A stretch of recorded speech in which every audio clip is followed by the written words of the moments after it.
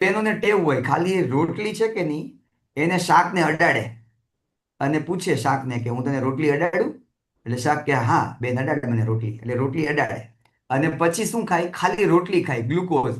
શાક તો ખાલી ટચ જ કરે. કેટલા લોકોને આવી હેબિટ હતી?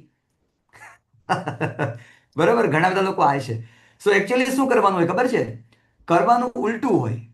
આપણે એક્ઝેક્ટલી શાક છે કે નહીં, રોટી મીન્સ કે એમાં ગ્લુકોઝ છે, એનું પોષણ નાનું લ્યો બટકું, સબ્જી વધારે લ્યો. મીન્સ કે નાનું બટકું લ્યો, સબ્જીની ક્વોન્ટિટી વધારે લ્યો. ઓકે. અને જે આપણી ઓઇલની ક્વોન્ટિટી છે એને ઓછી કરો. અત્યારે તો ગવર્મેન્ટ એવું કહે છે કે 10 to 20% ઓઇલ ઘટાડો. ઓકે. પણ આપણે લોકોને કેવું હોય ખબર છે કે મારા ભાઈ ટિફિનમાં લઈ જાય કે નહીં, તો લોકોને કેવું લાગશે તેલ વગરનું શાક. તો આપણે લોકોને જોવા માટે તેલ વધારે ધબધબાવીએ. અચ્છા, હવે ફીલ કરો કે આપના ઘરે મહેમાન આવ્યા છે બેસવા, મીનાબેન. આપણા ઘરે મહેમાન બેસવા આવ્યા છે, કોમલબેન, અને તમે એક ગ્લાસ તેલ નો આપો તો ભાવે? કે લ્યો મહેમાન તેલ પીવો, તેલ આવ્યું છે નવું. તો તેલમાં ટેસ્ટ જ નથી.